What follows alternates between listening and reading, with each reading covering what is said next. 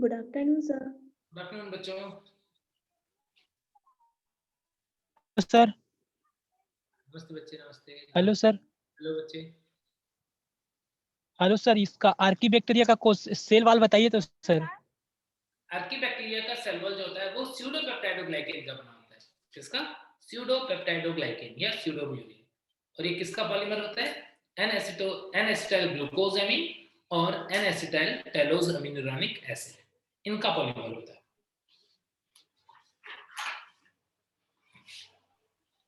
Excuse me sir. हाँ बच्चे। Sir अगर सिक्स किंगडम क्लासिफिकेशन में किसका हम डालेंगे साइंटिस्ट? देखो ग्रे डोलिटल मिल जाएगा ऑप्शन में तो ग्रे डोलिटल डालना, यदि वो ऑप्शन में नहीं मिलेगा तो कार्लोस मिलेगा ही मिलेगा। और सर अगर दोनों दिया हो तो ग्रे एंड डोलिटल। Okay sir, thank you.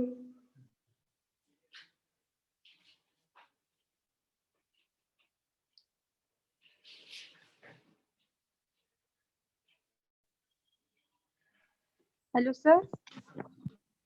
Hello sir. हाँ बच्चे बोलो। सर मिंट को किस में लेंगे, भूस्तारी में या अंतःभूस्तारी में?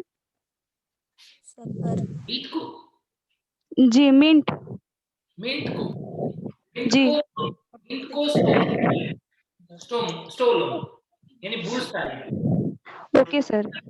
लेकिन एक बार नीट का क्वेश्चन आया था शायद एबीएमटी में, तो उस टाइम पे ना ऑप्शन कुछ ऐसा दिया हुआ था कि उसमें स्टोलोन नहीं था, फिर केस में लिया था शक्कर में लिया था। यस सर, शक्कर में लिए थे फिर उसको, मैं भी अलग क्वेश्चन सॉल्व की थी। हाँ, क्योंकि क्या होता है ना, एक ही प्लांट में एक से ज्यादा टाइप होता है, जमीन के नीचे नीचे निकलता है फिर ऊपर नीचे ऐसे। तो जो जमीन के अंदर वाला पार्ट है वो शक्कर है, लेकिन मोस्टली प्रोपेगेट करता है वो स्टोलोन के थ्रू करता है। तो स्टोलोन मिलेगा तो वो बेस्ट आंसर होगा, और स्टोलोन नहीं मिलेगा तो फिर शक्कर आंसर। शक्कर मतलब सर शकरकंद बोल रहे हैं, बल्ब? नहीं बच्चे, तो शक्कर होता है अंतःभूस्तारी। समझ नहीं आया सर। अंतःभूस्तारी जो है ना उसको शक्कर भी बोलते हैं। Okay sir, okay okay okay sir. Hello sir. हाँ हेलो बच्चे। हाँ टिलू, सत श्री अकाल। जो बोले सोनी हाल, सत श्री अकाल। सर क्वेश्चन है टिलू जो जंग में निकल गया है सर। हाँ बच्चे बोलो। एक क्वेश्चन है ये, जो 11 का फर्स्ट चैप्टर है ना उससे है। कुंजी एक वर्गीकी सहायता साधन है जो जीवों को पहचानने के लिए प्रयुक्त होती है। कुंजी का प्रत्येक कथन कहलाता है युग्मित होगा कि मार्गदर्शक कि दोनों की कोई नहीं? मार्गदर्शक। प्रत्येक कथन कंप्लीट होगा, यानी जो युग्मित या युग्मित जो लिखा हुआ है वो प्रत्येक कथन तो युग्मित होगा, है ना। और उसमें से वो युग्मित जो हमें क्या कहाँ पे मिल जाता है, जो हमें उस प्लांट में देखने को मिल रहा है जिसका हम वर्गीकरण पढ़ रहे हैं, तो उसको हम बोलते हैं लीड, उसको बोलते हैं लीड मार्गदर्शक। Hello sir. सर इसका आंसर दोनों है कि मतलब कोई एक है दोनों में से? स्टेटमेंट पूछा है ना, each statement of the each character contrasting character जो है ना उसे हम कपलेट बोलते हैं। इसका आंसर कपलेट है ना। Hello sir. लेकिन इसमें तो बी दिया है मार्गदर्शक। एक बार सही से सुन लो क्वेश्चन बोलो एक बार सही से। कुंजी एक वर्गीकी सहायता साधन है जो जीवों को पहचानने के लिए प्रयुक्त होती है। कुंजी का प्रत्येक कथन कहलाता है युग्मित, मार्गदर्शक कि दोनों की कोई नहीं? युग्मित होगा इसका आंसर। मार्गदर्शक होगा सर। जैसे हमने बात की थी, एक प्लांट लिया था हमने, उसके अंदर हमने देखा वेनेशन। वेनेशन जो है वो की है, कुंजी है।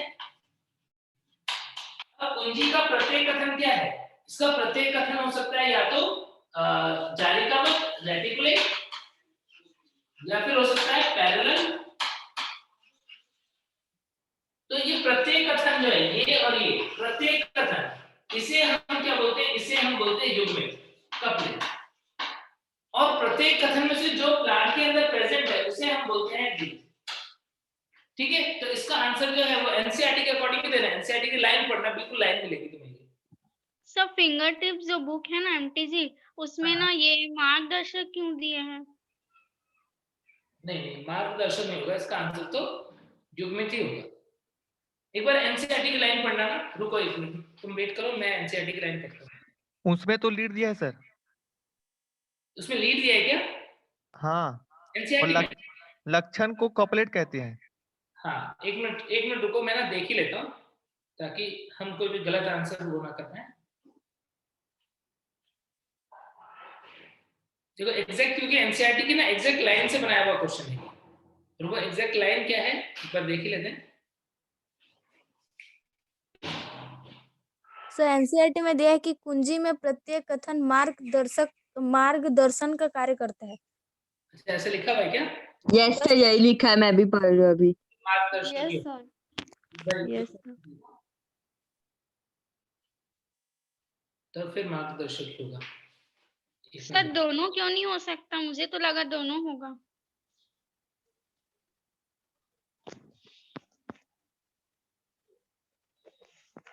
हाँ, मार्गदर्शक ही होगा। Each statement in the key is called a lead. सही है, मार्गदर्शक ही होगा। इंग्लिश में भी ये लिखा हुआ है। जो दोनों ऑप्शन है ना, उनको कपलेट बोलते हैं, मतलब दोनों को मिला के कपलेट बोलना।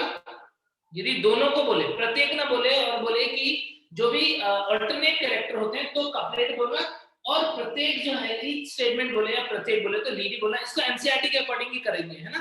तो एनसीईआरटी की लाइन में लीड ही लिखा हुआ है तो लीड ही करना है। एक्सक्यूज मी सर ये इंग्लिश क्वेश्चन इंग्लिश में भी बताइए ना। ये क्वेश्चन ऐसा लिखा हुआ था कि keys are analytical in nature based on contrasting character, each character is known as. तो ईच कैरेक्टर जो है उसे लीड बोल देंगे, and both the character are known as couplet करना है ना। यदि बोले कि दोनों लक्षण क्या है, बोथ द कैरेक्टर, तो फिर करना कपलेट, और बोले ईच कैरेक्टर क्या है तो या हिंदी में प्रत्येक लक्षण क्या है तो फिर लीड ही करना। एनसीईआरटी की लाइन के ऊपर है, बिल्कुल वैसे ही करना है ना।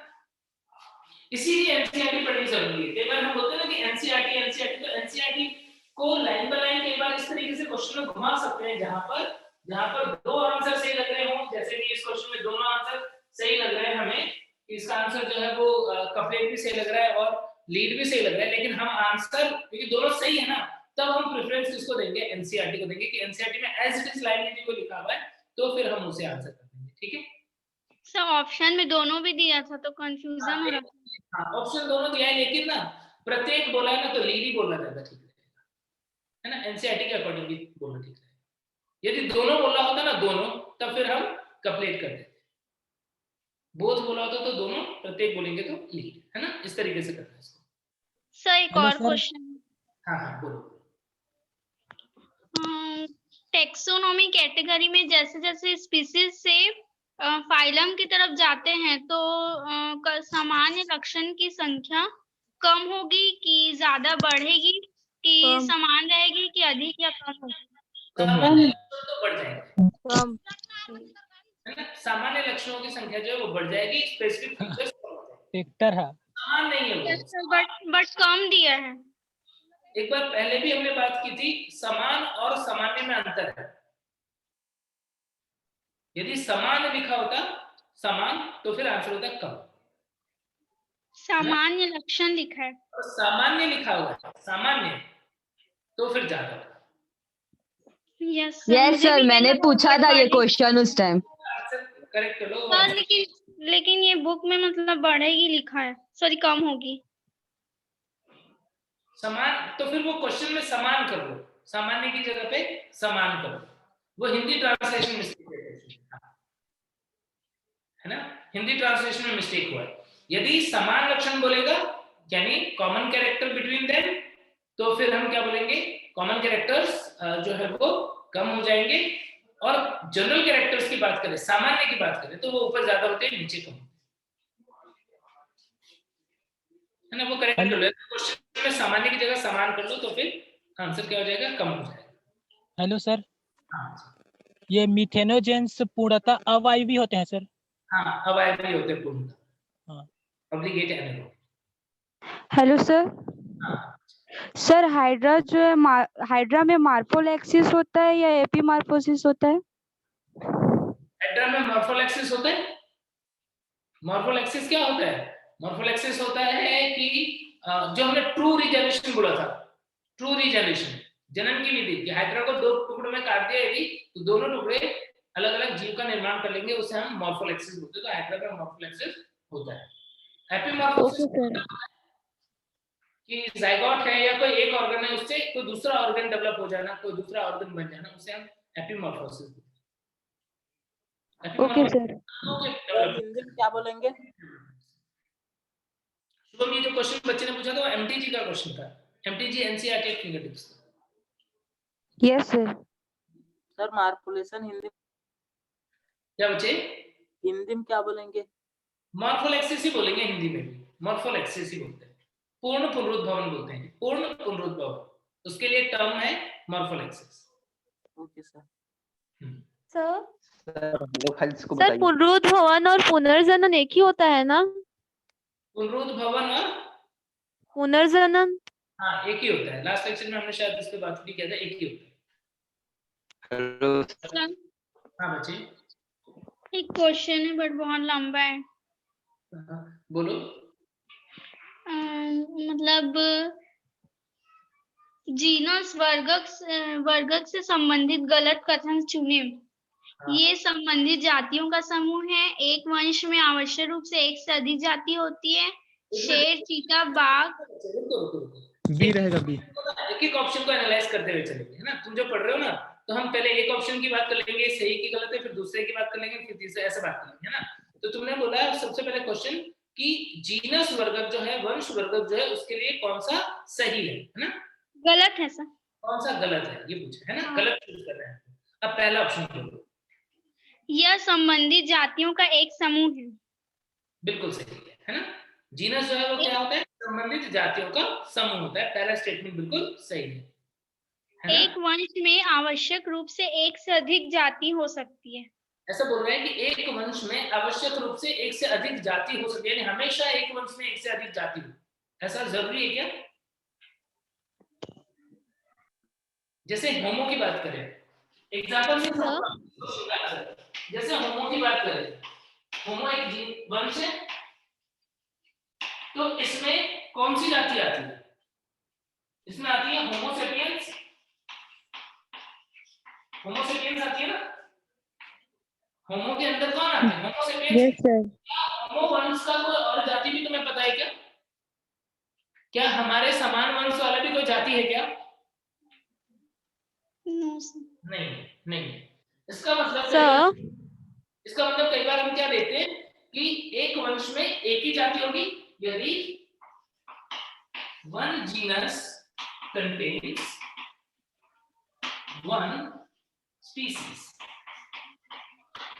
यदि ऐसा है कि एक वंश में सिर्फ एक ही जाति हो तो उसे बोल देते हैं मोनोटाइपिक जीनस। यदि एक वंश में एक जाति होती है तो उसे बोल देते हैं मोनोटाइपिक जीनस। ठीक है। ऐसे दूसरा एग्जांपल एक और ले लेता हूं। जैसे हम बोल रहे हैं जीनस पैंथेरा। जीनस पैंथेरा, तो इसके अंदर जो जाति आती है, कौन सी जाति आती है बताओ? Panthera leo, Panthera tigris, Panthera tigris. यानी कोई वंश ऐसा है जिसमें बहुत सारी जाति, कोई वंश ऐसा है जिसमें एक ही जाति।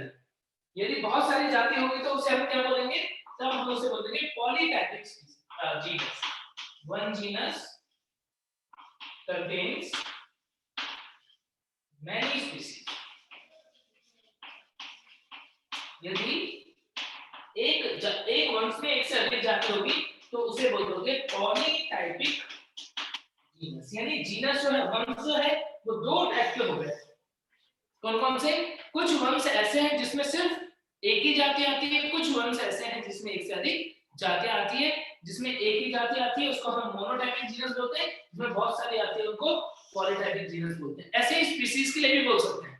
मोनोटाइपिक स्पीशीज ऐसी स्पीशीज जिसमें एक ही सब स्पीशीज हो या बहुत सारे सब स्पीशीज नहीं हो, और यदि कोई ऐसी स्पीशीज है, जाति है, जिसमें बहुत सारी उपजातियां हैं तो उन्हें हम पॉलीटाइपिक स्पीशीज बोल देंगे। तो ये मोनोटाइपिक और पॉलीटाइपिक वर्ड कैसे यूज करते समझ गए क्या बच्चे? जो तुमने भी क्वेश्चन पूछा उससे तुम्हें एक नई बात बता।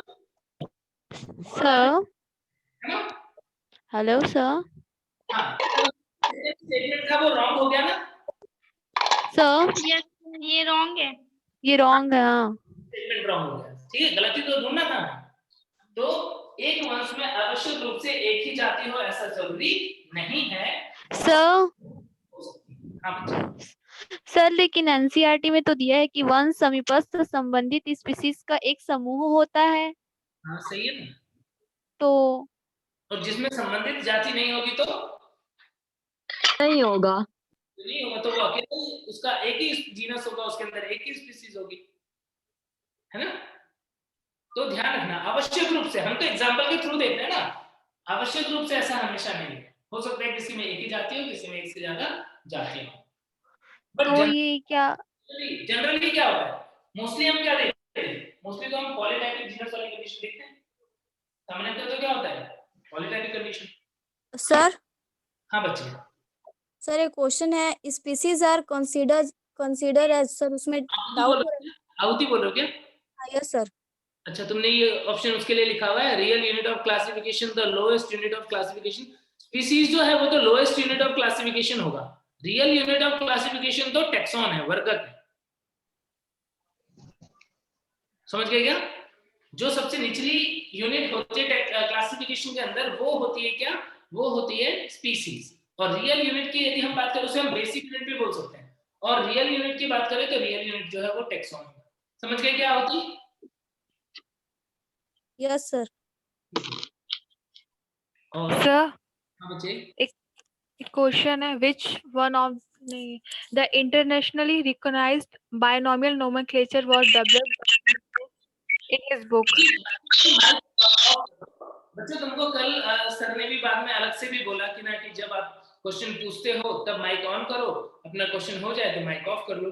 तो इस चीज का थोड़ा सा ध्यान रखो, ताकि आपको भी क्वेश्चन, ये जो भी क्वेश्चन बच्चे पूछ रहे हैं ना, देखो कुछ बच्चे जिन्होंने एक्सरसाइज या इधर उधर से क्वेश्चन किए हैं, तो यदि आपने नहीं भी किए ना, तो जो आपको प्रॉब्लम आने वाली है, वो क्वेश्चन, जो डाउट आपके सामने आने वाले हैं जब आप क्वेश्चन करोगे, वही क्वेश्चन यहाँ पर बच्चे पूछ रहे हैं। जो कंफ्यूजिंग क्वेश्चन है, जिनमें कुछ ऐसी बातें जो हो सकता है हमने क्लास में डिस्कस नहीं की हो, तो ऐसे ही क्वेश्चन बच्चे पूछ रहे हैं, तो ना ध्यान से सुनोगे तो वो डाउट जो आने वाले हैं वो पहले ही कंप्लीट हो जाएंगे। ये मत सोचो कि ये बच्चे ने क्वेश्चन किया, हमने तो किए नहीं, तो हम तो अपना माइक ऑन करके और डिस्टर्बेंस क्रिएट करते रहते हैं। नहीं, ये जो चीजें पूछी जा रही है यही वो प्रॉब्लम्स हैं जो सबने अच्छे से पढ़ा है, जिन भी बच्चों ने क्वेश्चन पूछा सबने अच्छे से पढ़ा है, बट स्टिल कोई प्रॉब्लम आ रही है तो वो सबके साथ आएगी। इसीलिए ध्यान से सुनो, कुछ जरूर से कोई अच्छे कांसेप्ट क्लियर हो जाएंगे, है ना? अब बोलो बच्चे क्या बोल रहे थे? सर सर जो बायनॉमियल नोमेनक्लेचर है उसको किसी भी लैंग्वेज में लिख सकते हैं ना?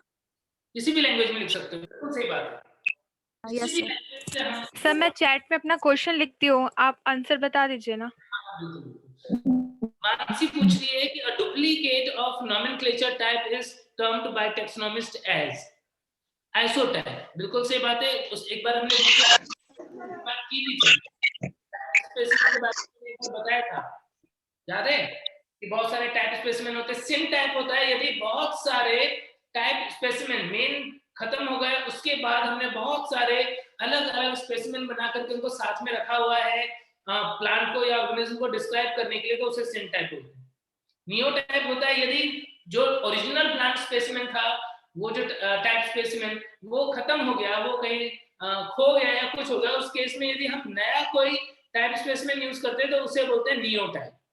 पैरा टाइप होता है कि ओरिजिनल स्पेसिमेन है, उसके साथ साथ कोई दूसरा स्पेसिमेन भी हमको जरूरत पड़ रही है, हम यूज करें उसको डिस्क्राइब करने के लिए, तो उसे बोलते हैं पैरा टाइप। और ओरिजिनल टाइप स्पेसिमेन के जैसा ही एक और टाइप स्पेसिमेन यदि हम देख रहे हैं, कॉपी है, डुप्लीकेट है, तो उसे बोलते हैं हम आइसोटाइप। तो इसका आंसर फोर्थ होगा। तो हिंदी में क्या बोलते हैं बच्चे? टाइप स्पेसिमेन के ऐसे ही नाम है, आइसोटाइप, पैरा टाइप, हिंदी में भी ऐसे ही। सर वो मेरा क्वेश्चन नहीं था, मैं अभी आपको सेंड की। थोड़ा सा कंफ्यूजन हो गया था। मानसी ने पूछा था, तो ध्यान, वैसे ये क्वेश्चन अपने नीट के सिलेबस के बाहर है, इसलिए ज्यादा परेशान होने की जरूरत नहीं। सर मेरा क्वेश्चन। साक्षी बोल रहे हो क्या? नो सर, प्रांजल। प्रांजल, ओके। पहले साक्षी का एक क्वेश्चन देख लेते हैं। उसने एक क्वेश्चन पूछा है, part which is grafted on the stock of another tree is called. जो ग्राफ्ट किया जा रहा है दूसरे प्लांट के ऊपर, a part which is grafted on stalk of another tree, तो उसे बोल देंगे सायोन. सायोन याद है, रूट वाला पोर्शन जो होता है उसे स्टॉक बोलते हैं, स्टेम वाला पोर्शन सायोन. सायोन को किसके ऊपर लगा देते हैं? स्टॉक के ऊपर लगा देते हैं, तो इसलिए इसका आंसर सायोन होगा. अब प्रांजल तुम्हारा क्वेश्चन लेते हैं. प्रांजल ने पूछा है the internationally recognised binomial nomenclature was developed by Linnaeus in his book. पूछा है internationally recognised binomial nomenclature was developed, पूछा है ना, तो ये तो स्टार्टिंग की बुक आएगी. मुझे लग रहा है जेनेरा प्लांटेरम बुक जो है उसके अंदर इन्होंने दिया था. एक बार ऑप्शंस बोलोगे बच्चे, इसके क्या क्या ऑप्शन थे? नहीं, स्पीसीज प्लांटेरम नहीं, उसमें तो प्लांट का आया था, उससे भी पहले वाली बुक होगी. एक बार नाम बताओ क्या क्या ऑप्शन दिया हुआ है. प्रांजल,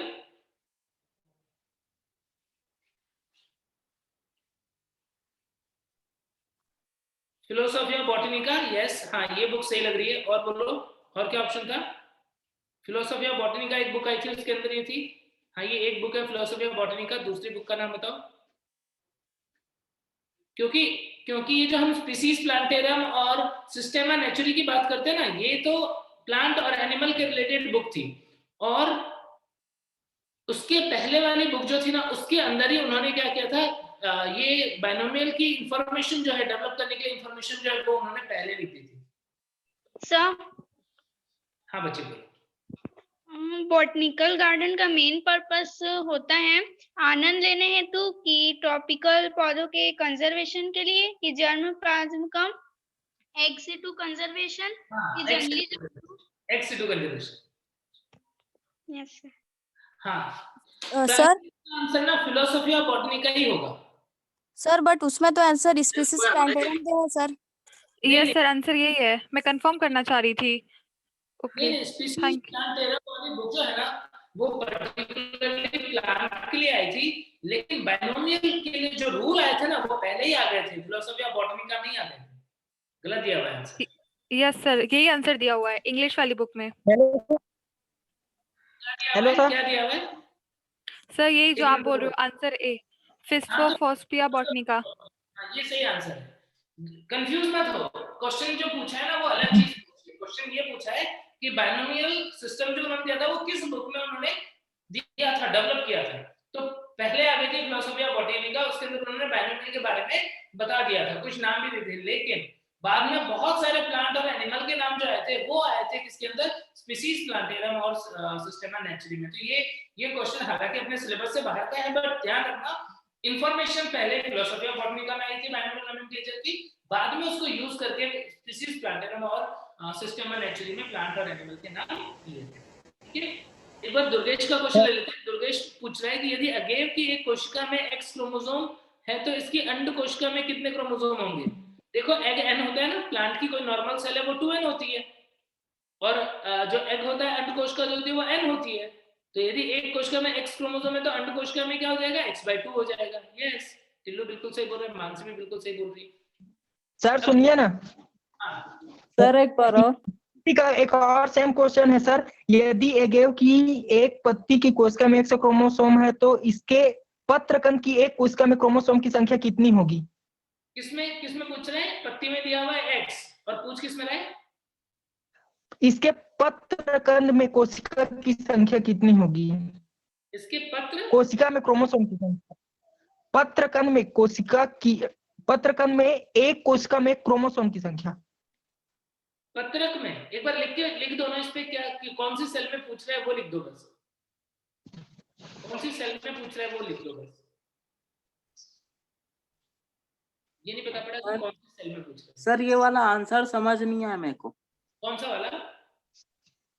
यदि एगेव की आंसर x होगा. क्रोमोसोम है तो इसकी अंड कोशिका में क्रोमोसोम की संख्या क्या होगी? आधी होगी ना बच्चे. नो सर x दिया हुआ है आंसर. नहीं तो गलत दिया हुआ. देखो खुद सोचो ना, अगेव की कोई भी सेल है, कोई नॉर्मल सेल की बात कर रहा है तो हम उसकी बॉडी के अंदर जो सेल्स हैं वो 2n होती है नॉर्मली. यदि कोई भी एक नॉर्मल सेल की बात करें तो 2n होगा, और एग क्या होगा? हैप्लॉइड होगा. तो एग में तो x/2 ही होगा ना. x/2 x/2 ही होगा ना बच्चे. जी सर. जैसे हमारी बॉडी में क्रोमोसोम का नंबर 46 है, हमारी बॉडी के अंदर जो हर प्रत्येक कोशिका उसमें क्रोमोसोम का नंबर कितना है 46 है, तो एग में क्रोमोसोम का नंबर कितना होता है 23 होता है ना सर। समझे क्या?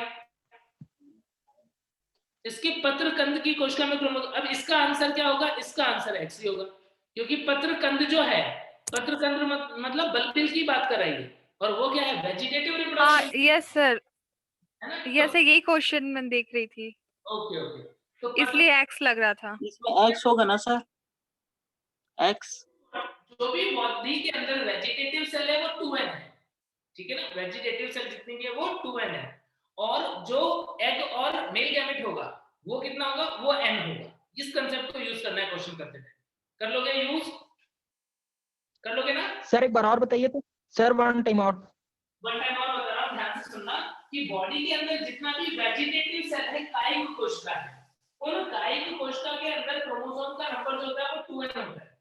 बॉडी के अंदर जितना भी कायिक कोशिका है, वेजिटेटिव सेल है, उसमें क्रोमोसोम का नंबर 2n होता है, और मादा और नर युग्मक वाली जो कोशिका है, यानी अंड में और मेल गैमेट में, उनमें गैमेट का नंबर जो होता है वो n होता है, क्रोमोसोम का नंबर जो है वो n होता है।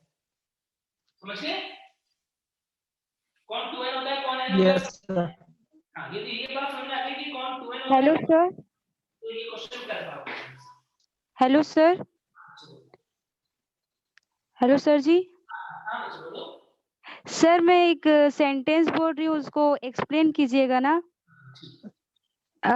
जीन विनिमय होमोलोगस गुणसूत्रों के नॉन सिस्टर क्रोमेटिड के मध्य होता है, जो आगे चलकर नए अनुवांशिक रिकॉम्बिनेशन का निर्माण करता है।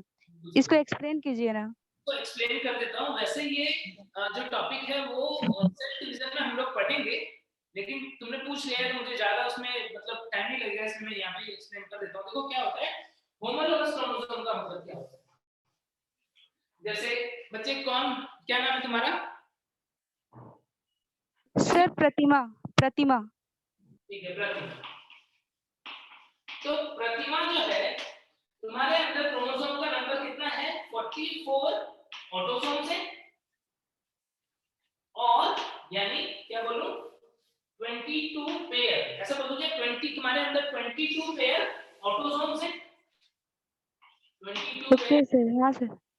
ऑटोसोम, ऑटोसोम का मतलब होता है ऑटोसोम एलोसोम जानते हो ना, सजात गुणसूत्र बोल सकते हो इसको, और XX, यह है तुम्हारे अंदर क्रोमोसोम की कंडीशन।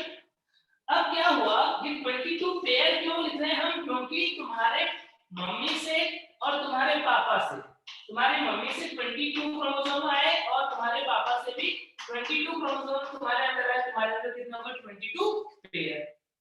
ये एग के थ्रू आया, मदर से एग के थ्रू आया, फादर से स्पर्म के थ्रू आया, और बच्चे के अंदर तुम्हारे अंदर कितने हो गए 22 पेयर ऑटोसोम हो गए। तो होमोलोगस क्रोमोसोम का मतलब क्या हुआ? होमोलोगस क्रोमोसोम का हुआ मम्मी का फर्स्ट क्रोमोसोम और पापा का फर्स्ट क्रोमोसोम, यानी एक पेयर जो है वो कुछ ऐसा है, मम्मी का फर्स्ट क्रोमोसोम पापा का फर्स्ट क्रोमोसोम। ऐसे दूसरा पेयर बनाओ मान लो, तो ये दूसरा पेयर मान लो, तो ये दूसरे पेयर में भी मम्मी का सेकंड क्रोमोसोम पापा का सेकंड क्रोमोसोम।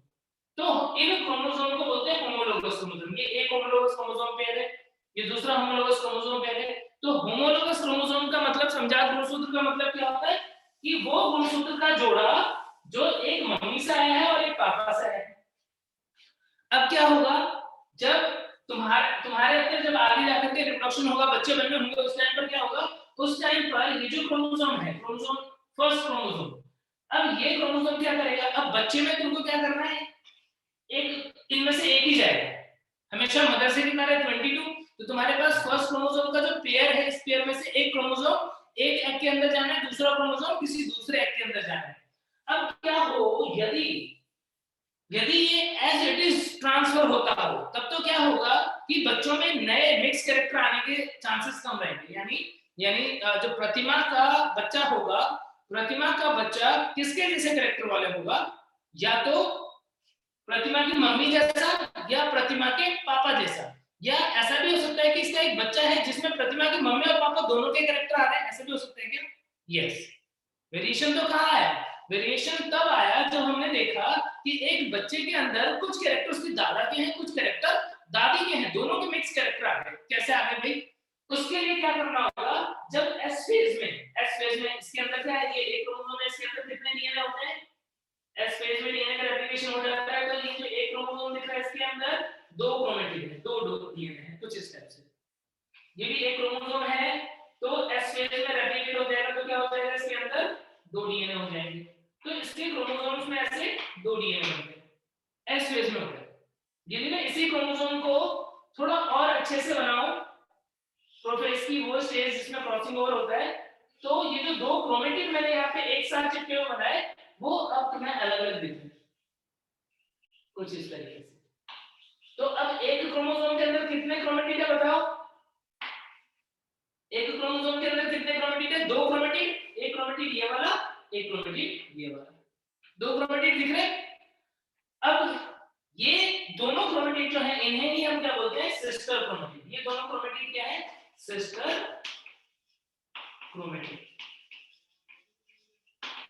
ये जो एक क्रोमोसोम बना है, ऐसे ही दूसरा क्रोमोसोम भी यदि मैं यहाँ पर ड्रॉ करूं, तो एस फेज में उसके अंदर डीएनए रेप्लिकेशन हो गया था, इसलिए प्रोफेज के अंदर, पेप्टाइड के अंदर वो हमें कुछ ऐसा दिख रहा है। इसके पास भी कितने क्रोमेटिड है? 2 क्रोमेटिड है। ये होमोलोगस क्रोमोसोम जो पहले ऐसे दिख रहा था, अब ऐसा दिख रहा है। अब इसके अंदर ये वाला क्रोमेटिड और ये वाला क्रोमेटिड, इन 2 क्रोमेटिड को हम क्या बोलते हैं?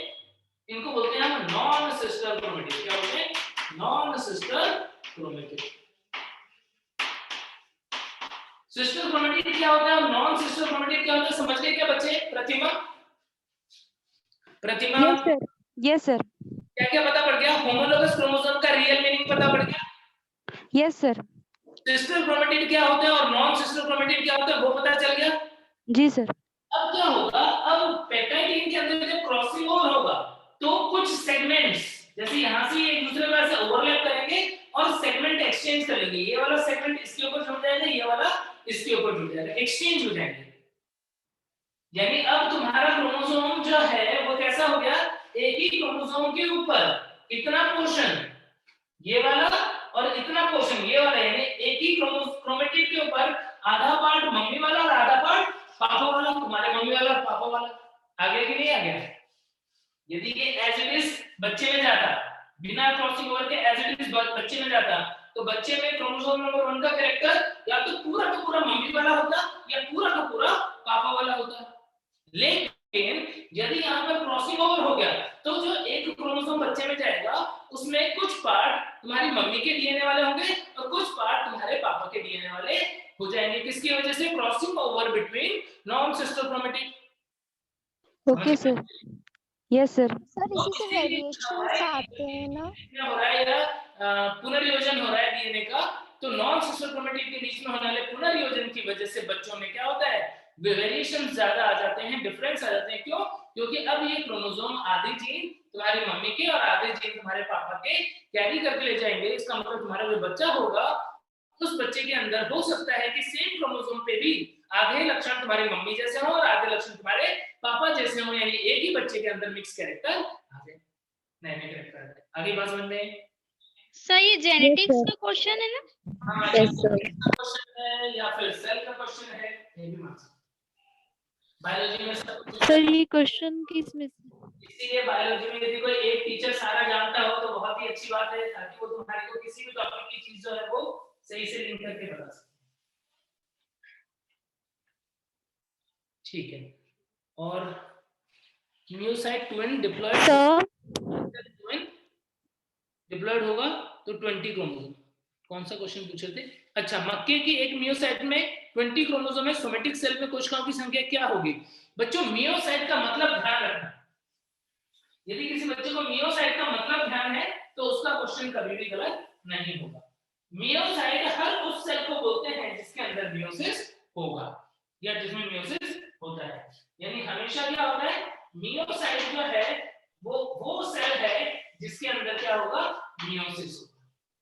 और मियोसिस होकर के मोस्टली हम देखते हैं स्पोर या गैमेट वगैरह बनते हैं। तो मियोसाइट हमेशा ट्विन होता है और इसमें जब मियोसिस होगा तो एन सेल बन जाती है, हैप्लॉइड सेल बन जाती है।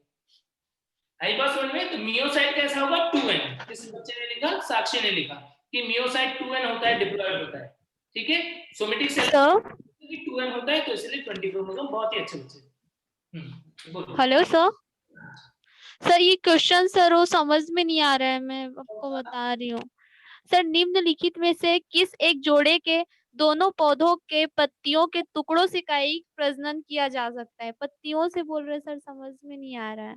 पत्तियों से कायिक प्रजनन किया जा सकता है तो वेजिटेटिव प्रोपगेशन थ्रू लीफ वाला वो होगी, कॉलेंचोइड हो सकता है, सेंसरी एरिया हो सकता है, ब्रायोफिलम हो सकता है, कलेक्शो भी हो सकता है। इनमें से ऑप्शन नहीं है सर ब्रायोफिलम तथा कलेंचू है, एगेव तथा कलेंचू है, एस्पेरेंगस तथा ब्रायोफिलम है, या फिर क्रिसैंथेमम एवं एगेव है? फर्स्ट ब्रायोफिलम कॉलेंचोइड वाला। सर क्वेश्चन समझ में नहीं आ रहा है, बोली मैं सिर्फ इतना ही बोल रहा है कि जो तुमको पेयर दिए हुए ऑप्शंस के दो पादपों के नाम दिए ना, तो पूछा है कि कौन से ऑप्शन में दोनों पादप जो हैं वो पत्तियों के द्वारा रिप्रोडक्शन में हेल्प करते हैं, लीफ के थ्रू वेजिटेटिव रिप्रोडक्शन करते हैं। सर लीफ के थ्रू भी होता है कायिक जनन? हाँ होता है, हमने पढ़ा तो सही, नेचुरल वेजिटेटिव रिप्रोडक्शन। नहीं तुम नहीं थे कि क्लास में जब हमने फर्स्ट 12th का जो फर्स्ट चैप्टर पढ़ा उसके अंदर रिप्रोडक्शन के टाइप पढ़े, उसमें वेजिटेटिव रिप्रोडक्शन पढ़ा था हमने, कायिक और कायिक जनन। कायिक जनन के अंदर हमने पढ़ा था sir excuse me sir, but vegetative तो एसेक्सुअल होता है ना? असेक्सुअल रिप्रोडक्शन करवाता है ना उससे, तो लीव्स में लीफ जो होती है ना, जैसे ब्रायोफिलम है, ब्रायोफिलम की तो सारी सेल वेजिटेटिव सेल होगी, जर्मिनल सेल तो एग होता है, स्पर्म होता है, वो सब होता है। तो यहाँ पर क्या होता है, ब्रायोफिलम की लीफ है सपोज, तो ब्रायोफिलम की लीफ में जहाँ पर ये वेन होता है ना इसके पास में, यहाँ पर एक्चुअल में बर्ड प्रेजेंट है। सेल्स का ग्रुप है जिनके अंदर कैपेसिटी होती है क्या कि ये अनुकूल परिस्थिति मिलने पर ये डिवाइड करके क्या कर सकता है, न्यू प्लांट बना सकता है। तो वेजिटेटिव रिप्रोडक्शन है लीफ के थ्रू, है कि नहीं? असेक्सुअल हुआ ना? हाँ asexual. Okay sir, thank you.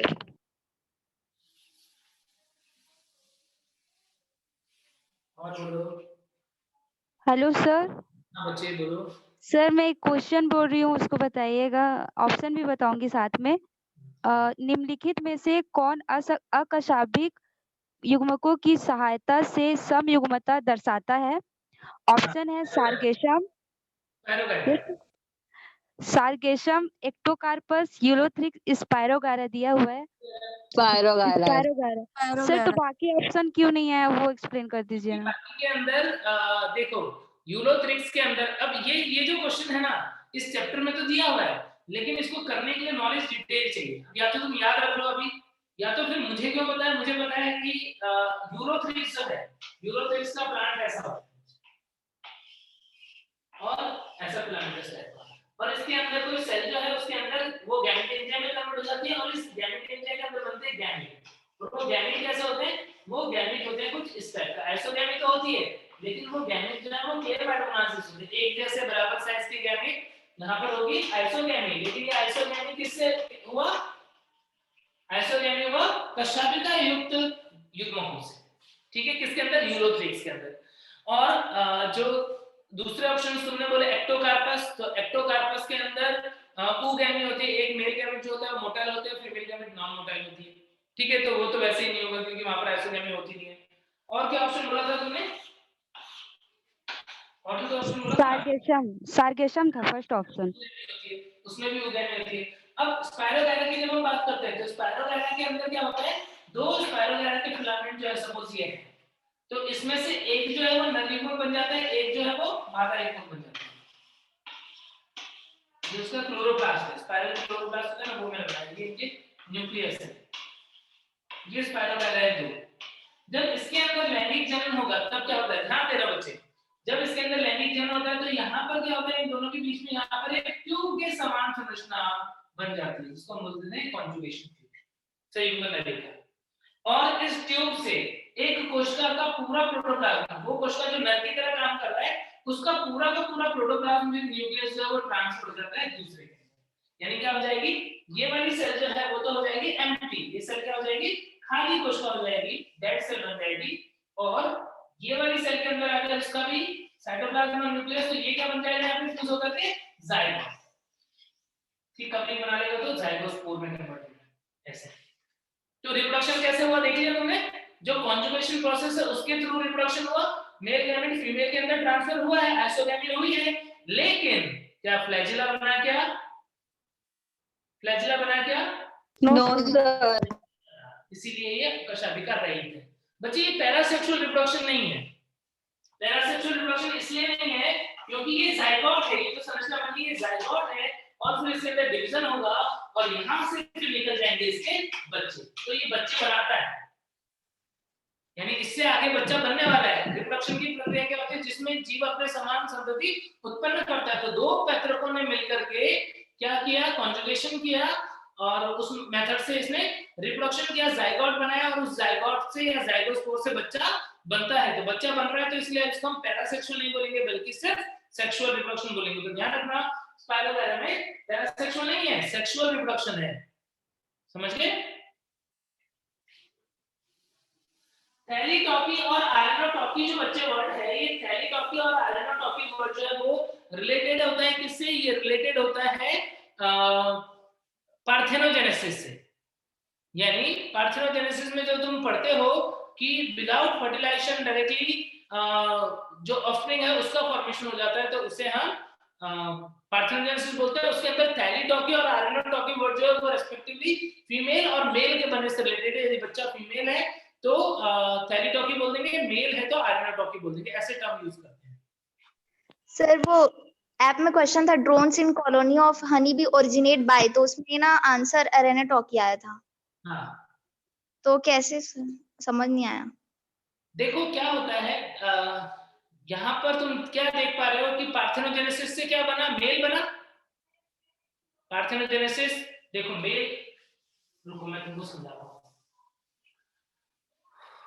देखो क्या होता है कि बी जो है, बी के अंदर सेक्स, अब ये एक्चुअली क्या है, टॉपिक इधर-उधर भटक रहे हैं, लेकिन कंसेप्ट क्लियर करना है तो देखना ही पड़ेगा कि बी जो है उसके अंदर हम क्या देख रहे हैं, हनी बी के अंदर, हनी बी के अंदर हम दो चीजें देख रहे हैं, हनी बी या तो मेल या फीमेल। मेल हनी बी को हम बोलते हैं ड्रोन, क्या बोलते हैं, ड्रोन, और फीमेल हनी बी को बोलते हैं हम क्वीन। फीमेल में वर्कर भी आती है लेकिन वो स्टेराइल है, इसलिए इसको नहीं लिखा, वो जनन नहीं करता है, ठीक है। अब ड्रोन जो है वो बनाएगा मेल गैमेट, नर है तो क्या बनाएगा, नर युग्मक बनाएगा, मेल गैमेट बनाएगा, तो मेल गैमेट जो है इससे बनेगा, और ये खुद कैसा होता है, ये खुद हैप्लॉइड होता है, गैमेट भी क्या होता है, हैप्लॉइड होता है। कौन से डिफरेंस से बनेगा, माइटोसिस से। मेल ने क्या किया, माइटोसिस से मेल गैमेट बना दिया एन। क्वीन जो है उसने क्या किया, उसने मियोसिस किया, क्या किया, मियोसिस। क्वीन कैसी है, 2n है, मेल कैसा है, मेल है n, फीमेल कैसी है, फीमेल है 2n। मेल को बनाना है स्पर्म, फीमेल को बनाना है एग। गैमीट हमेशा इस दुनिया में क्या होते हैं, हैप्लॉइड होते हैं, पहले बताया क्या, गैमीट हमेशा क्या होते हैं, हैप्लॉइड होते हैं, तो गैमीट होता है n। अब n ड्रोन है और n उसका गैमीट है, कौन सा डिवीजन होगा, माइटोसिस होगा, माइटोसिस से इसने बना दिया गैमीट। जब हम ट्विन की बात कर रहे हैं तो इसने क्या किया, इसने मियोसिस किया, और मियोसिस करेगा तो अब हैप्लॉइड सेल्स बनेंगे, इसका हैप्लॉइड सेल क्या है, एग है, ये एग, फीमेल गैमीट एग। आई बात समझ में। अब आगे क्या होगा ध्यान देना, अब इस एग के पास दो ऑप्शन है, ये एग जो है इसके पास दो ऑप्शन है, कौन कौन से दो ऑप्शन है, एक ऑप्शन है कि स्पर्म के साथ में मिल जाए और कोई 2n स्ट्रक्चर बना दे, और दूसरा ऑप्शन है कि विदाउट फर्टिलाइजेशन जो है आगे डेवलप होना स्टार्ट हो। यानी यहां पर तो क्या लिखा हमने, यहां पर तो हो गया फर्टिलाइजेशन, और यहां पर क्या लिखा हमने, यहां पर लिखा हमने विदाउट फर्टिलाइजेशन। यहां पर फर्टिलाइजेशन के थ्रू, यहां पर विदाउट फर्टिलाइजेशन के थ्रू। तो बताओ पार्थेनोजेनेसिस कहां पर दिख रहा है, ये है, ये क्या है,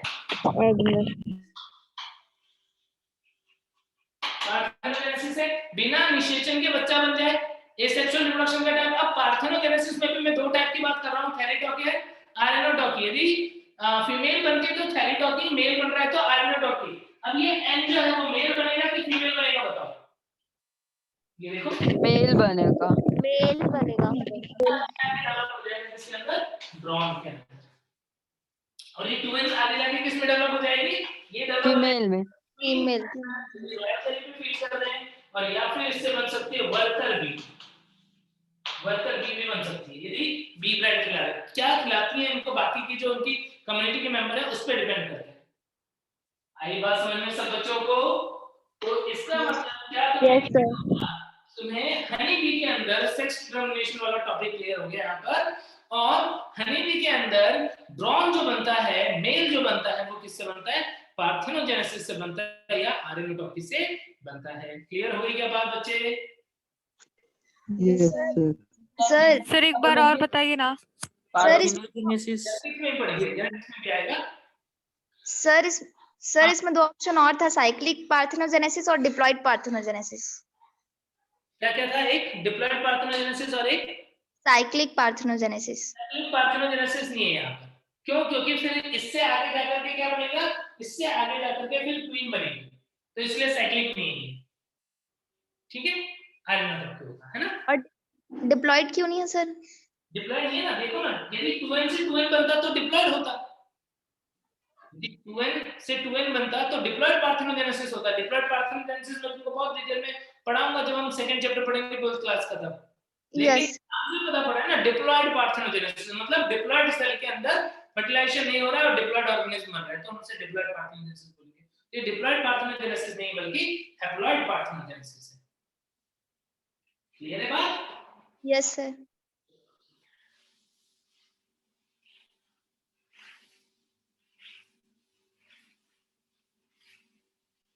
और बोलो। Hello sir. सर मैं आपसे एक लाइन बोल रही हूँ, उसको बताइएगा, एक्सप्लेन कीजिएगा। एनसीईआरटी की लाइन है। कुछ पादपों में पुष्पीकरण एक से अधिक बार होता है, तब इस अंतर पुष्पन की अवधि को क्या कहेंगे? फिर किशोरावस्था अथवा वयस्कता। इंटरफ्लावरिंग फेज की बात कर रहा है, इंटरफ्लावरिंग फेज है ना, उसकी बात कर रहा है। हमने पढ़ा भी था ना, जैसे आम है, अब क्या हुआ, आम का बीज मान लो हमने बो दिया, बीज हमने बो दिया, अब धीरे धीरे क्या होगा, एक पादप बनेगा, प्लांट जो है वो बड़ा होता जा रहा है, बड़ा होता जा रहा है। जब वो प्लांट बड़ा होता जा रहा है तो कौन सी फेज में? अभी जुवेनाइल फेज में। फिर जब कुछ हाइट तक बड़ा हो गया तब हमने क्या देखा? तब हमने देखा कि उसके अंदर फूल खिलने स्टार्ट हो गए, पुष्पन स्टार्ट हो गए। तो इसका मतलब कौन से फेज में एंटर कर गया? वो रिप्रोडक्टिव फेज एंटर कर गया। अब मैच्योरेशन फेज में एंटर होने के बाद में हम क्या देख रहे हैं? अब हम देख रहे हैं कि मैच्योरेशन फेज जो है उसमें क्या होता है, गर्मी के मौसम में फ्रूट दिखते हैं, फिर वापस से नहीं दिखते, फिर गर्मी का मौसम आता है तो फिर फ्रूट दिखते हैं, फिर से नहीं दिखते, फिर अगले साल गर्मी का मौसम आता है तो फ्रूट दिखते हैं। तो ऐसे क्या देख रहे हैं हम कि कुछ टाइम फ्लावरिंग का होता है, फिर इंटरफ्लावरिंग आता है, फिर फ्लावरिंग होती है, फिर इंटरफ्लावरिंग होती है। तो इस तरीके से फेज वहां पर चलते हैं, है ना? तो ये जो बीच में इंटरफ्लावरिंग फेज आ रही है वो किसका पार्ट है? वो मैच्योरेशन फेज का ही पार्ट होता है, किशोरावस्था का पार्ट नहीं है, परिपक्वन अवस्था का ही पार्ट। Okay sir. आहुति पूछ रही है कि स्ट्रोबलेंथस कुंथियाना बैम्बू से डिफरेंट है, ये मोनोकार्पिक होने से भी, पॉलीकार्पिक होने से भी, से की हाइट से, मोनोकार्पिक होने से, पॉलीकार्पिक होने से, दोनों मोनोकार्पिक हैं, हाइट में डिफरेंट जरूर है। स्ट्रोबलेंथस कुंथियाना तो बहुत छोटे छोटे से प्लांट होते हैं, श्रब होते हैं। सर हाइट दिया है सर, हाइट। हाँ, हाइट होगा। Yes sir. है ना? सर लेंथ ऑफ जिवलाइन फेज है। नहीं सुनाई दिया, क्या बोल रहे हो? आराम से बोलो थोड़ा, क्या बोल रहे हो बच्चे?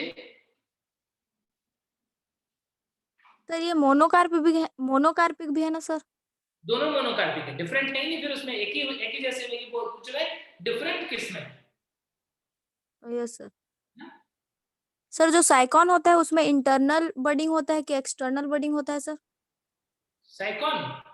हाँ यस सर, एक्सटर्नल होगा ना सर? एक्सटर्नल होगा। साइकॉन में तो एक्सटर्नल होता है ना बच्चे। हाँ सर। हाँ, जो फ्रेश वाटर स्पॉन्जिला है ना उसमें इंटरनल होता है। साइकॉन का डायग्राम तुमने देखा हुआ होगा, एनसीईआरटी में दिया हुआ है कुछ इस तरह का। सेकंड डायग्राम है, तो इसके ऊपर ना ऐसे बर्ड जैसे बनते हैं, एक्सटर्नल बर्डिंग होती है। सब बैक्टीरिया में जो क्लोन बनता है वो किसके थ्रू मतलब बनता है, बाइनरी फिजन के? हाँ बिल्कुल। Yes sir.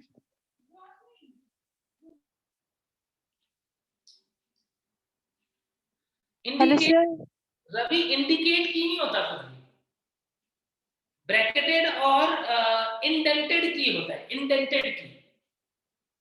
इंडेंटेड की होता है जब हम कई बार देखते हैं कि एक लक्षण है उससे दो फर्केशन हो रहे, दो उसके टाइप, फिर उस दो टाइप के आगे भी ऐसे ही फर्केशन चलते रहे।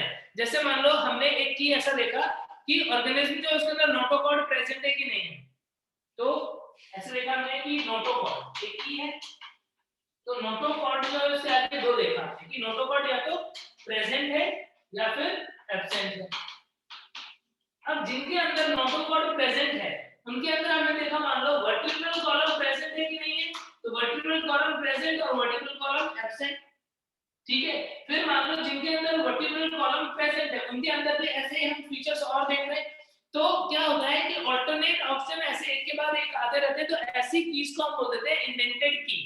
और किसी में कई बार क्या होता है कि हम देखते हैं कि बहुत सारे ऐसे ग्रुप है, लेकिन क्लासिफिकेशन करने के लिए हमें क्या चाहिए, क्लासिफिकेशन करने के लिए हमें कई बार क्या होता है जैसे देखना पड़ता है नंबर 1 फीचर, फिर नंबर 2, फिर नंबर 3, नंबर 4, ऐसे ऑल्टरनेटिवली एक के बाद एक देखना पड़ता है। तो उस केस में कई बार क्या करते हैं हम जो की होती है उसके आगे ब्रैकेट में नंबर लिख देते हैं कि पहले ये देखना है, फिर दूसरे बार नंबर में ये देखना है, फिर तीसरे नंबर में ये देखना है। तो उस टाइप की कीज को हम ब्रैकेटेड की बोलते हैं। तो की जो है वो दो टाइप के होते हैं, ब्रैकेटेड की और इंडेंटेड की।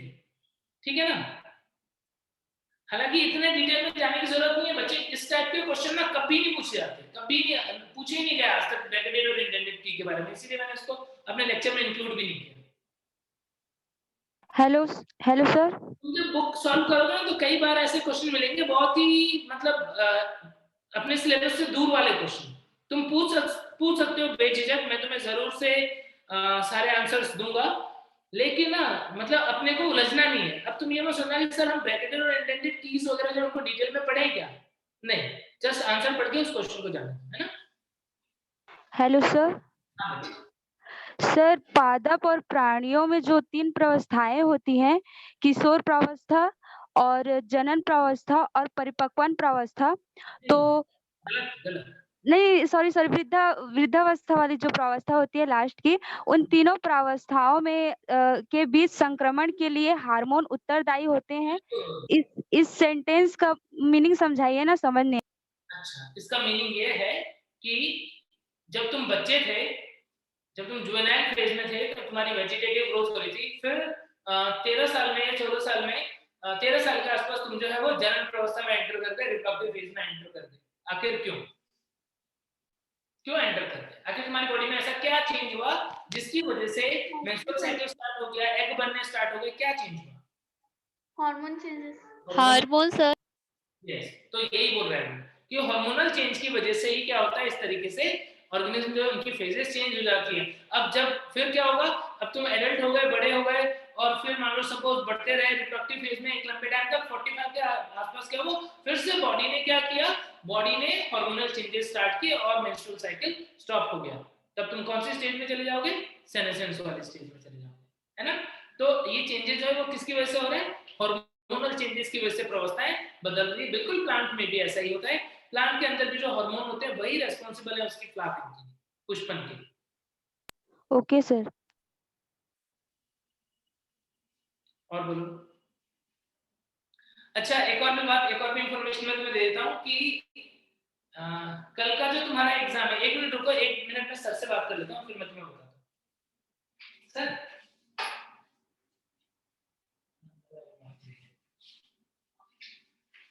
लग रहा है वो बाहर चले गए। देखो कल का जो तुम्हारा एग्जाम होने वाला है ना, उसके अंदर हो सकता है, क्योंकि अभी जो क्वेश्चन फ्रेम करने का वो है ना, उसमें जो लिविंग वर्ल्ड चैप्टर है उसके क्वेश्चन नहीं होंगे, सिर्फ जो 90 क्वेश्चन है वो रिप्रोडक्शन इन ऑर्गेनिज्म वाले चैप्टर के ही।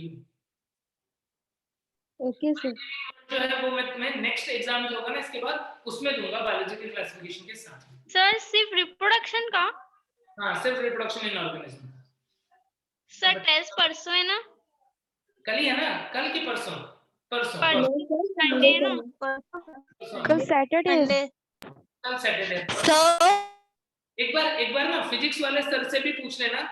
अभी हम ये क्लास हो जाती है ना तो मैं उनसे एक बार बात भी कर लेता हूँ। तो हेलो सर। हाँ बच्चे। सर द लिविंग वर्ड से क्वेश्चंस नहीं आएंगे क्या? हाँ, लिविंग वर्ल्ड वाला चैप्टर जो है वो नेक्स्ट टेस्ट में देंगे। और यदि अभी मतलब अभी तक ऐसा चल रहा है, अभी मैं एक बार सर से बात करूंगा। तुम्हारी जो फिजिक्स वाली क्लास होगी लास्ट में, है ना, तो उसमें तुम एक बार ना सर को भी पूछ लेना कि सर बायो में जो है वो एक ही चैप्टर से क्वेश्चन आ रहे हैं कि 2 चैप्टर से क्वेश्चन आ रहे हैं, एक बार पूछ लेना उनको, है ना। Okay done sir. वैसे एक ही चैप्टर आएगा रिप्रोडक्शन इन ऑर्गेनिज्म। एक बार मैं फिर भी डिस्कस कर लेता हूँ, यदि फाइनल होगा तो तुम्हें ना संजय अग्रवाल सर जो है वो एक बार बता देंगे। Okay sir. Reproduction in organism chapter से 90 क्वेश्चन, रिप्रोडक्शन इन ऑर्गेनिज्म, ठीक है। अब मुझे लग रहा है तुम सारे क्वेश्चन सही कर दोगे सारे क्वेश्चन सही? क्या पता सर कोशिश करेंगे। ट्राई करेंगे। अरे ट्राई करना बोलो। हाँ कर देंगे। Yes sir. जो अच्छे से पढ़ा हुआ है, जो क्वेश्चन कर रहा है वो तो बोल ही दो कि हाँ सर हमने तो कर लिया इसके बहुत सारे क्वेश्चन। अब देखते हैं क्या क्वेश्चन रिलेवेंट ही होगा, बहुत फालतू क्वेश्चन। हमने तो पहले वो वाला, मैंने तो वो वाला पढ़ा था। तो ये तो बहुत अच्छी बात है ना भाई, इजी चैप्टर है। तो एक दिन पहले तुमको बता दिया तो आराम से रिवीजन हो जाएगा, कोई दिक्कत नहीं। लिविंग वर्ड पढ़ लिया तो अच्छी बात है, काम ही आएगा अगले एग्जाम में। ये वाला चैप्टर बाकी है ना, ठीक है। रवि का एक और भी क्वेश्चन है सर, की के अंदर जो फ्लोरा मैनुअल और मोनोग्राफ है बेस्ड पे नीट में क्वेश्चन आते हैं? बिल्कुल आते हैं। कैसे आ रहे हैं रवि ये जो लिविंग वर्ड वाला चैप्टर है उसके अंदर इस पे जरूर से क्वेश्चन आते हैं, 1-2 क्वेश्चन आते हैं, लेकिन हटा दीजिए तो जाएंगे हटाने। 2020 में लिविंग वर्ड चैप्टर से एक भी क्वेश्चन नहीं आया। लिविंग वर्ड चैप्टर से एक भी क्वेश्चन नहीं आया, कमाल की बात हो गई थी। मतलब नीट जो है वो बहुत अनप्रेडिक्टेबल होता है। नीट जो है वो बहुत ही अनप्रेडिक्टेबल होता है। कोई साल ऐसा भी होता है कि कोई टॉपिक का बहुत वेटेज, ऐसा भी हुआ है कि morphology of flowering plant chapter से 11 क्वेश्चन आए हुए हैं। ऐसा भी ईयर रहा हुआ है जब सिर्फ एक चैप्टर मॉर्फोलॉजी से 11 क्वेश्चन आए थे, और ऐसा भी है जब 2 क्वेश्चन 3 क्वेश्चन एवरेज आते हैं ना। तो बहुत ही अनप्रेडिक्टेबल टाइप का होता है। 19 में था 3 क्वेश्चन थे, 19 में 2 या 3 क्वेश्चन। तो इसीलिए ना अपने आप को प्रिपेयर हर चैप्टर के लिए करना। देखो यदि सिलेक्ट होना चाहते हो तो ये मान के चलो कि कोई भी एनसीईआरटी का टॉपिक है वहां से क्वेश्चन आ सकता है। तो इसीलिए जरूर से उसे कवर करना ही है, हमको छोड़ना नहीं है। ये नहीं सोचना कि इस टॉपिक से कम क्वेश्चन आता है ज्यादा आता है। कोई भी क्वेश्चन आता है ना 100% करो उसको, टॉपिक को अच्छे से करो, है ना। और बोलो और क्या पूछना चाहते हो? टेस्ट में भी माइनस मार्किंग होगा क्या सर? बिल्कुल नीट की तरह ही माइनस मार्किंग होगी। 4 नंबर का एक क्वेश्चन -1 गलती होने पे। सर 90 क्वेश्चन रहेगा ना? हाँ 90 क्वेश्चन रहेगा बायो का। 45 90 शायद यही वो रहना चाहिए क्वेश्चन का नंबर। फिजिक्स वाले सर से भी पूछ लेना कि उनके कितने क्वेश्चन हैं।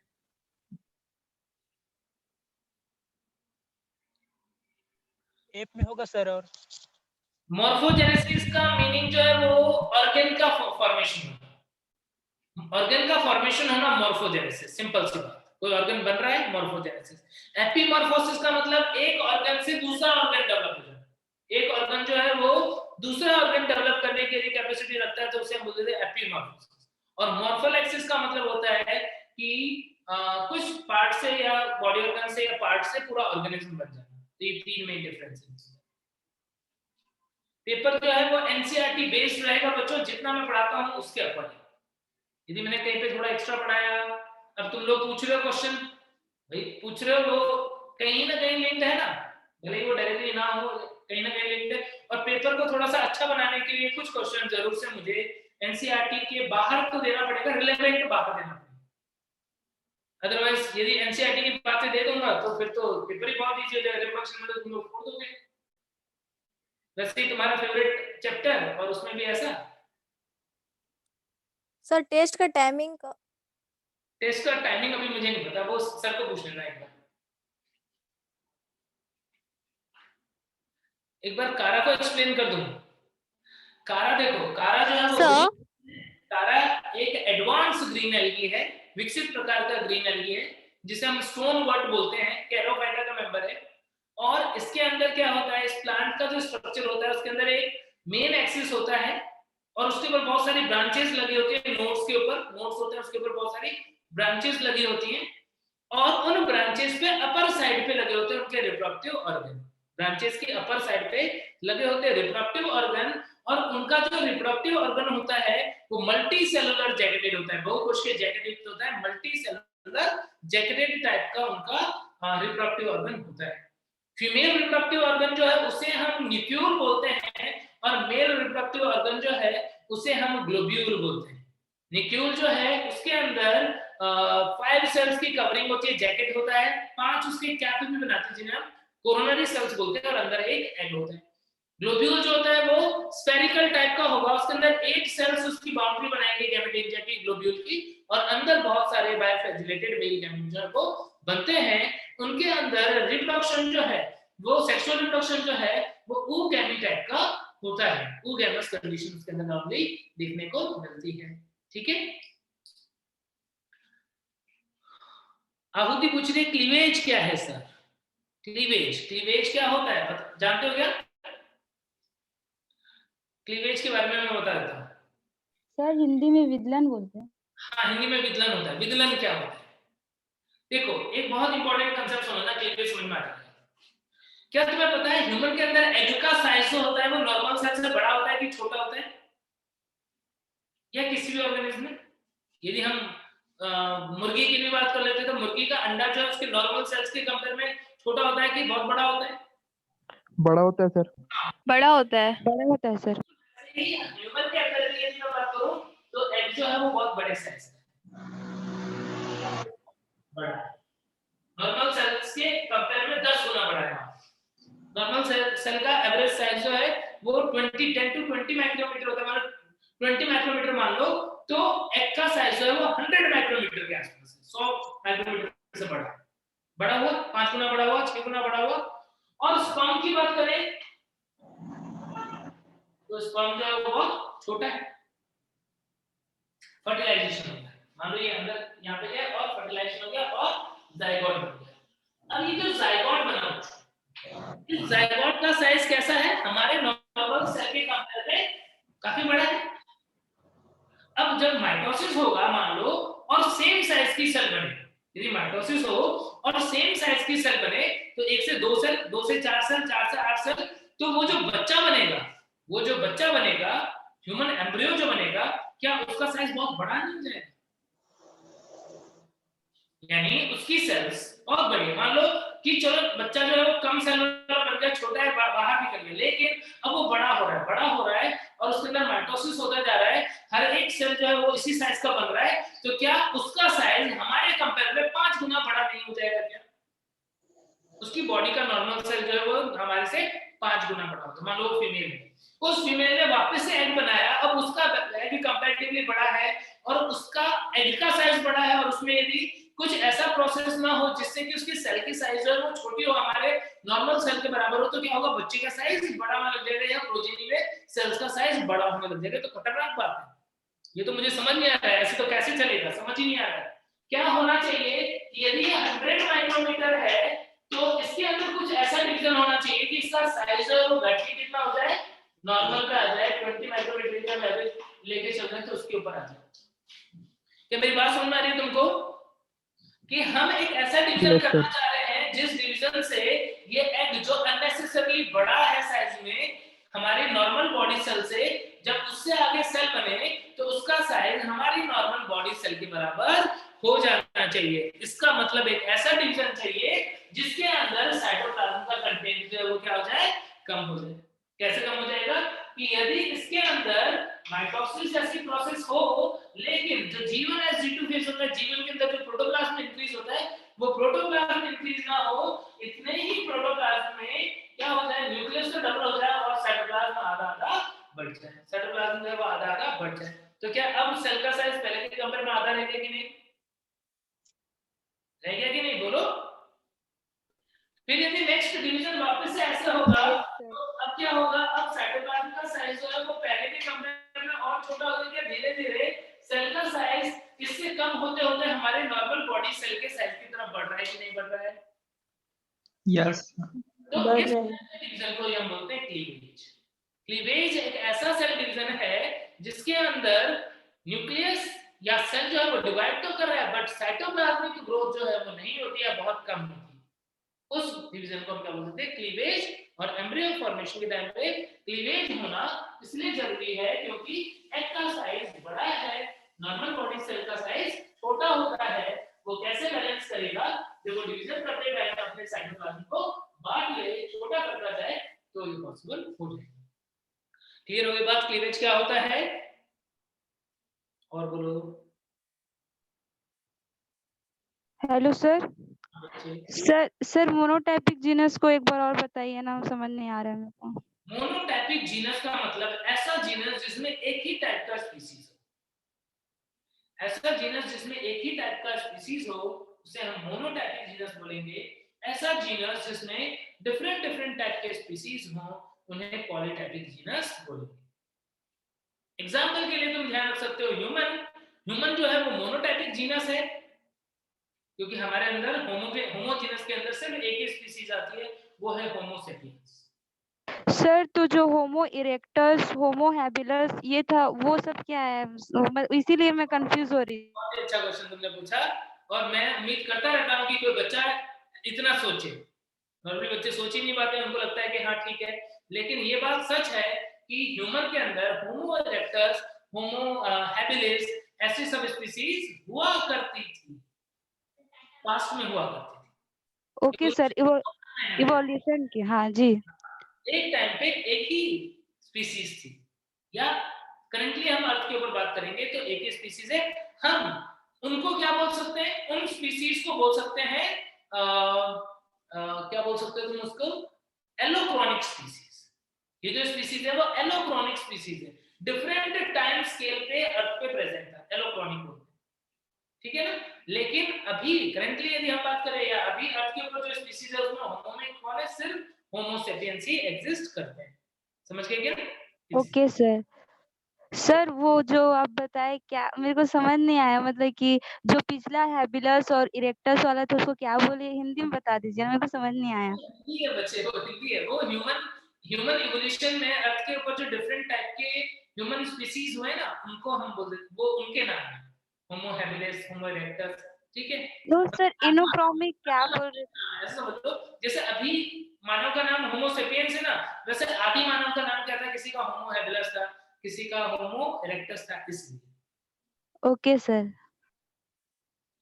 व्यापक समकालिता, व्यापक समकालिता। सर एनसीईआरटी में एक लाइन लिखा है सर कि बाह्य निषेचन करने वाले जीव दो लिंगों में व्यापक समकालिकता प्रदर्शित करते हैं, कि उनके अंदर लिंग जो है वो समान टाइम पर मैच्योर होंगे। मैंने क्या बताया था, एक्सटर्नल रेस्पिरेशन के, एक्सटर्नल फर्टिलाइजेशन के चांसेस को बढ़ाने के लिए, बाह्य निषेचन की संभावना को बढ़ाने के लिए ज्यादा से ज्यादा नंबर में मेल गैमेट और फीमेल गैमेट बनने चाहिए और सेम टाइम पर ही रिलीज भी होने चाहिए, तभी तो पॉसिबल होगा। सर वो वर्ड का मीनिंग समझ में नहीं आ रहा था सर। बाह्य निषेचन की जब हम बात कर रहे हैं तो बाह्य निषेचन के टाइम पे ज्यादा से ज्यादा male gamete female gamete same time पर उस पानी में मौजूद होने चाहिए, ताकि वो male and female reproductive organ का सेम टाइम पे मैच्योर होना, नर और मादा युग्मधारी या युग्मकों का सेम, जननांगों का सेम टाइम पे मैच्योर होना ही क्या होता है, व्यापक समकालिता होता है। समझ गए? आवती क्लियर है? Yes sir. और बोलो बच्चों।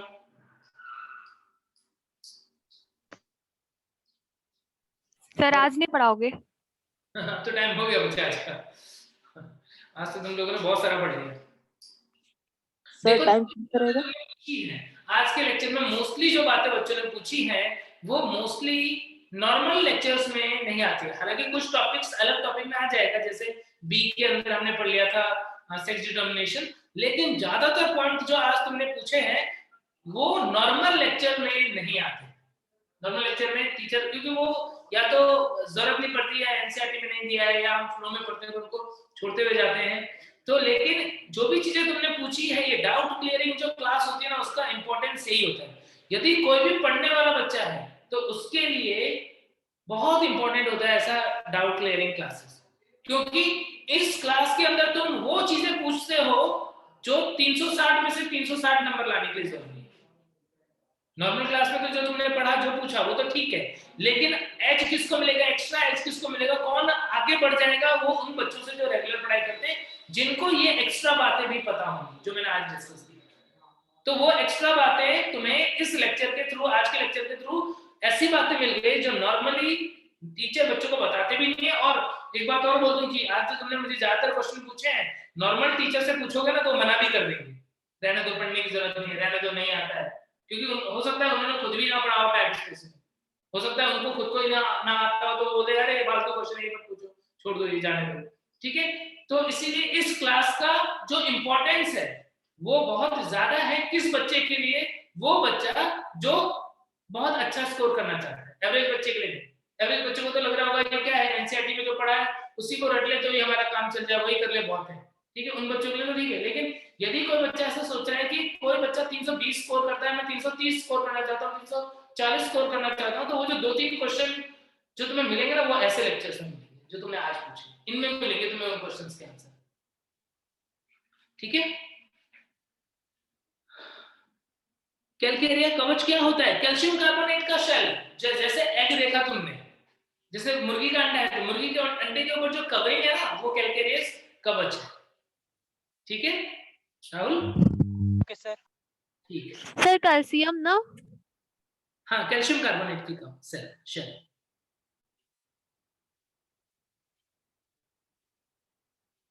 सर कहाँ पाया जाता है? ये बहुत सारे एग्स के अंदर, रेप्टाइल्स के एग के अंदर मिलेगा तुम्हें, एव्स के एग के अंदर मिलेगा, उनके अंदर मिलेगा मिलेगा रेप्टाइल्स। क्योंकि देखो जो पानी में है उनको तो जरूरत नहीं है इसकी, लेकिन जो पानी के बाहर है और एग ले कर रहे हैं उनको जरूरत पड़ती है इसकी प्रोटेक्शन के लिए, है ना। और कोई क्वेश्चन रह गया क्या? मुझे लग रहा है बहुत सारे क्वेश्चन पूछे, तुमने 1.5 घंटे लगातार क्वेश्चन पूछे हैं। Hello sir. सर जो जैसे कि एविस हो गया, रेप्टाइल हो गया, तो उसमें जो कैल्शियम लेयर का फॉर्मेशन होता है वो कैसे हो जाता है उनमें? कैल्शियम कार्बोनेट की लेयर जो उनका ओवेरियन डक्ट होती है वो बनाती है, टर्सरी टाइप की लेयर होती है। तो वो क्या करती है, वो उस एग के ऊपर कैल्शियम कार्बोनेट की एक लेयर बना देती है प्रोटेक्टिव लेयर, जो एग की मेम्ब्रेन होती है ना, की कवरिंग्स होती है। तो कुछ प्राइमरी, कुछ सेकेंडरी, कुछ टर्सरी ऐसी कवरिंग्स होती है ना। तो टर्सरी कवरिंग है जो ओविडक्ट है वो बनाते हैं प्रोटेक्शन। ओके सर प्रोजीनोट क्या है? प्रोजीनोट, हाँ सर। प्रोजीनोट हम उस कॉमन एंसेस्टर को बोलते हैं जिससे आर्किया, बैक्टीरिया और यूकेरिया बने। यानी एक वो कॉमन सेल जिससे आगे जाकर के आर्की, बैक्टीरिया और यूकेरिया, ये 3 चीजें जिनसे बनी, उन कॉमन एंसेस्टर को, कॉमन पूर्वज जो है, उन्हें हम प्रोजीनोट बोलते हैं, ठीक है। बस एक इतना सा पॉइंट ध्यान रखना प्रोजीनोट के बारे में ज्यादा, कि ये कॉमन एंसेस्टर है आर्किबैक्टीरिया, यूबैक्टीरिया और यूकैरियोट्स के, ठीक है सर। ओके बच्चे, मुझे लग रहा है कि आज तुमने बहुत सारे क्वेश्चन पूछ लिए, मजा आ गया होगा तुमको।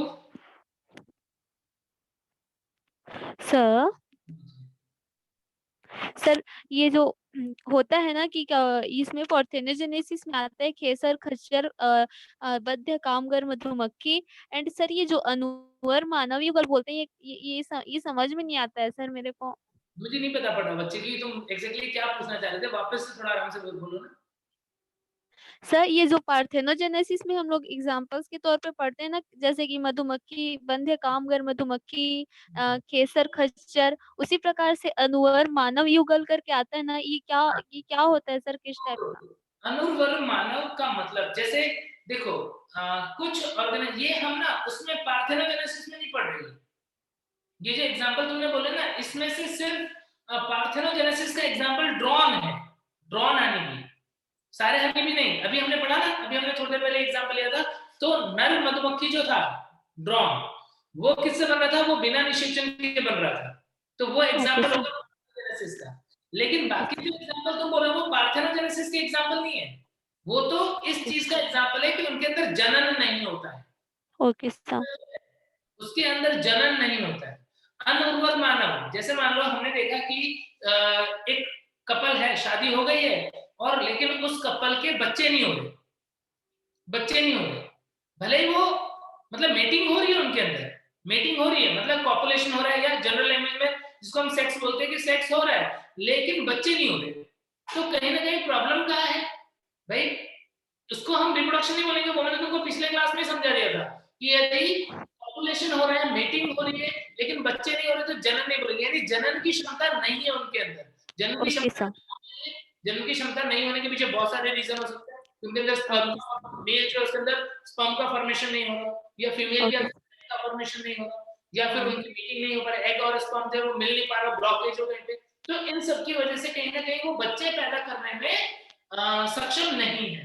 तो ऐसे कपल जो बच्चे पैदा करने में सक्षम नहीं है, उन्हें क्या बोल रहे हैं? अनुर्वर जो कपल, ह्यूमन कपल जो है वो बोल रहे हैं। समझ गए?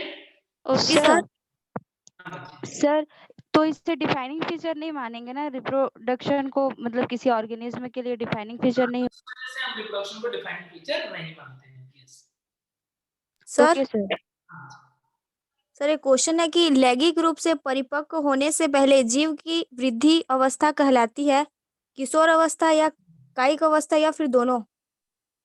दोनों हो सकते हैं, क्योंकि जीव बोल रहा है ना, पादप सर जीव बोला है ना, तो उसमें तो किशोर होना चाहिए ना, पौधे में तो कायिक होता है। नहीं तो दोनों है ना, दोनों होते हैं ना बच्चे। जंतु बोलता तब ना, जीव बोल रहे हैं तो पादप भी आ सकता है और जंतु भी आ सकता है, दोनों। कि जीव का मतलब दोनों होते हैं, पादप जंतु दोनों जीव है ना। यदि सिर्फ जंतु बोलता है ना, तब तुम बोलते हैं कि किशोर अवस्था, पादपों में कायिक अवस्था। ठीक है ना? ठीक है, तो आज का लेक्चर जो ऐसे कंक्लूड करते हैं। और अब आज तो हमने अपने टॉपिक में आगे कुछ पढ़ा नहीं, नेक्स्ट लेक्चर में कल अब बायोलॉजिकल क्लासिफिकेशन जो है उसको डिटेल में देखेंगे।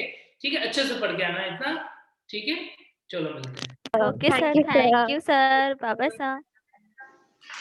Okay sir, thank you. Thank you sir.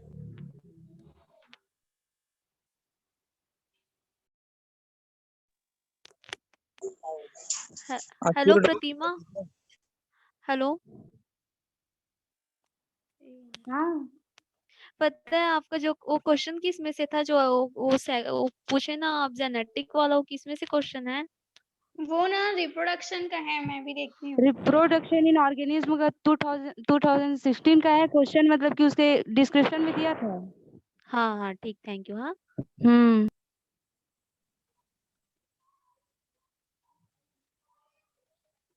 Thank you Priyanka, आपको भी।